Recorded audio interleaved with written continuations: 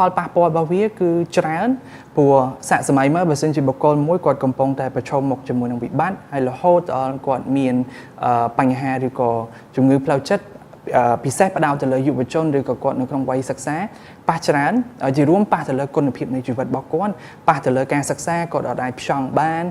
លទ្ធផលសិក្សាធ្លាក់ចុះប៉ះពាល់ទៅដល់ទំនាក់ទំនងសង្គមរបស់គាត់វាមានទម្រង់ដែលគាត់អាចផ្ដាច់ខ្លួនមកឯកាឬក៏ទម្រង់ដែលគាត់វាទៅជាឆេវឆាវប៉ះគេប៉ះឯង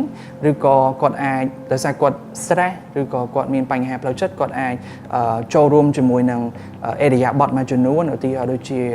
ខ្សែគ្រឿងស្រវឹងឬក៏អ្នកខ្លះអាចប្រើប្រាស់គ្រឿងញៀនឬក៏ប្រឈមមុខជាមួយនឹងអេរិយាបថជាហានិភ័យ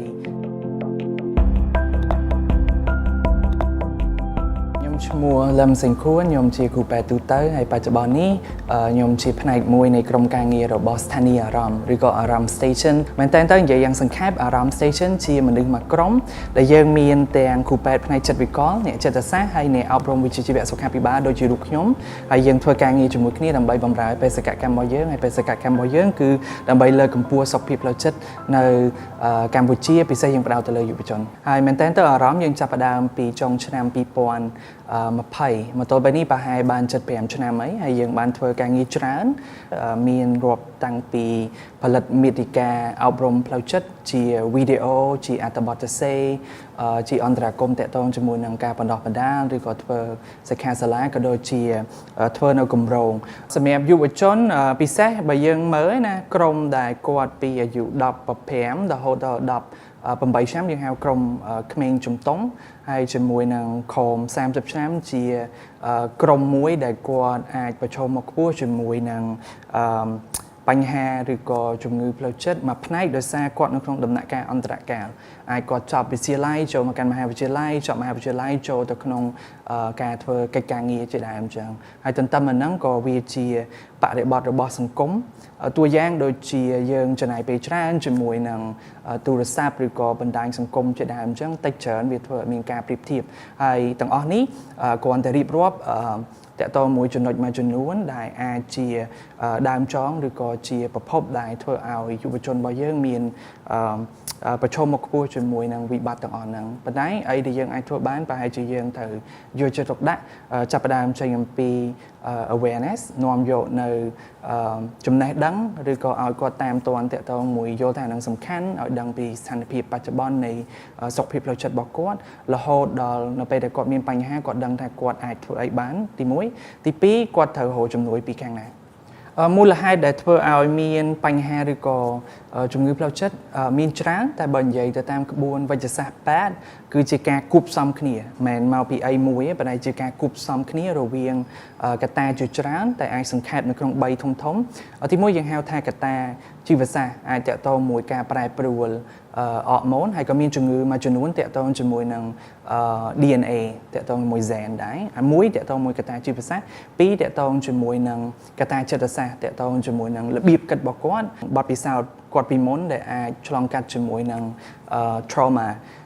ស្លាកស្នាមឬក៏បទពិសោធន៍ដែលអត់ល្អពីមុនឬក៏ស្ថានភាពបច្ចុប្បន្នគាត់អាចប្រឈមមុខជាមួយនឹងភាពតានតឹងឬក៏ stress ច្រើនពេកហើយរ៉ាំរ៉ៃលើសអំពីកម្រិតនៃបទពិសោធន៍ដែលគាត់អាចដោះស្រាយបានហើយកត្តាទី3តកតងជាមួយនឹង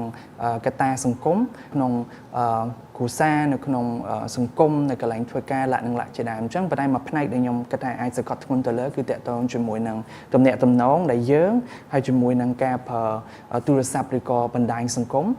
វាធ្វើឲ្យមានការប្រៀបធៀបទោះបីយើងចង់ឬមិនចង់មានស្មារតីតាមទាន់ឬអត់ទាន់ក្តីគឺយើងអាចមានការប្រៀបធៀបជាដើមអញ្ចឹងប៉ុន្តែដែលមូលហេតុកកើតទៅជាវិបត្តិឬក៏ជំងឺផ្លូវចិត្តហ្នឹងគឺជាការបូកផ្សំគ្នារវាងកត្តាទាំង3នេះសួរមកវិញយើងជាបុគ្គលម្នាក់អាចធ្វើអីបានដើម្បីធ្វើឲ្យសុខភាពផ្លូវចិត្តរបស់យើងមានភាពល្អប្រសើរជារួមខ្ញុំគិតថាពង្រឹងភាពវៃឆ្លាតផ្នែកអារម្មណ៍ក៏ប៉ុន្តែបើសិនជាយើងមើលទៅលើរបស់ដែលសាមញ្ញយើងអាចធ្វើបានខ្ញុំលើកឧទាហរណ៍ដូចជាគ្រាន់តែត្រូវពលឺថ្ងៃ10ទៅ15នាទីក្នុងមួយថ្ងៃអាចធ្វើឲ្យអារម្មណ៍របស់គាត់មានភាពល្អប្រសើរហើយហ្នឹងយើងអាចបញ្យល់តាមវិទ្យាសាស្ត្របានទៀតដែលនៅពេលដែលយើងស្បែករបស់យើងប៉ះជាមួយនឹងពន្លឺថ្ងៃវាផលិតនៅសារធាតុមួយយើងហៅថា serotonin ហើយអាហ្នឹងវាជួយគ្រប់គ្រងឲ្យធ្វើអារម្មណ៍របស់យើងល្អទី2តកតងជាមួយនឹងបើយើងមើលណាភាគច្រើននៃថ្នាំដើម្បីដោះស្រាយបញ្ហាឬក៏ជំងឺផ្លូវចិត្តភាគច្រើនធ្វើឲ្យយើងដេកលក់ ចឹងអីដែលយើងធ្វើគឺយើងល្អិតល្អន់ទៅលើការកេងរបស់យើងបាទទាំងចំនួនទាំងគុណភាពនៃការកេងទី3គឺលំហាត់ប្រាណបាទលំហាត់ប្រាណនៅពេលដែលយើងហាត់ប្រាណនៅពេលដែលយើងកន្ត្រាក់សាច់ដុំក៏វាផលិតនៅសារធាតុគីមីមួយចំនួនធ្វើឲ្យយើងមានអារម្មណ៍ល្អលើសពីនឹងទៀតយើងសប្បាយចិត្តទី4សំខាន់មែនតើគឺតាក់ទងជាមួយនឹងពង្រឹងទំនាក់ទំនងសង្គមបានន័យថាគាត់មានទំនាក់ទំនងល្អជាមួយនឹងគ្រួសារគាត់ជាមួយនឹងមិត្តភ័ក្តិគាត់ជាមួយនឹងសហការីរបស់គាត់ភាគច្រើននៅក្នុងក្រុមបែបអញ្ចឹងក៏មកឃើញគាត់ប្រឈមមុខជាមួយនឹងបញ្ហាឬក៏វិបត្តិផ្លូវចិត្តដែរទោះបីជាមានក៏ភាគច្រើនគាត់អាចដោះស្រាយបានដែរអញ្ចឹងទី4ពង្រឹងមើលហើយចំណាយពេលទាំងចំនួនហើយមួយគុណភាពទៅលើទំនាក់ទំនងរបស់យើងមួយអ្នកជុំវិញខ្លួនជាដើមអញ្ចឹងហើយចំណុចទី5បែរអាចជាចុងក្រោយដែរយើងអាចធ្វើការសមាធិខ្លីៗឬក៏ពីអង់គ្លេសហៅ gratitude សាទរយើងភ្ញាក់ផលិតឡើងមកឬក៏ពេលដែលយកគេងយើងរាប់របស់1 2 3ដែលយើងគិតថាយើងសាទរសារខ្លីរបស់ខ្ញុំនេះគឺខ្ញុំចង់រំលឹកតាក់ទងជាមួយនឹងសុខភាពជាទ្រព្យសម្បត្តិហើយភាគច្រើនយើងឆក់ល្វែងយើងជាការគិតយើងយល់ថាវាសំខាន់ក៏ប៉ុន្តែជាសកម្មភាពពេលខ្លះយើងឆក់ល្វែងរហូតដល់ពេលយើងឈឺមែនតើធ្លាក់ខ្លួនឈឺបានយើងគិតថាហ្នឹងសំខាន់ជាអាទិភាពហើយដែលហៅថាបុគ្គលម្នាក់មានសុខភាពល្អលើសអំពីគ្រាន់តែរាងកាយខ្ញុំមានថាមពលអត់មានជំងឺផ្លូវកាយប៉ុន្តែយើងត្រូវលិតល្អន់ទៅលើផ្នែកផ្លូវចិត្តក្រៅពីផ្នែកផ្លូវចិត្តយើងត្រូវពិនិត្យមើលតាក់ទងជាមួយនឹងសុខុមាលភាពសង្គមផងដែរឬក៏និយាយសួរស្ដាប់ទៅបានន័យថាទំនាក់ទំនងដែលគាត់មានហ្នឹងត្រូវតែច្រើនហើយចម្រុះហើយបូកជាមួយនឹងគុណភាព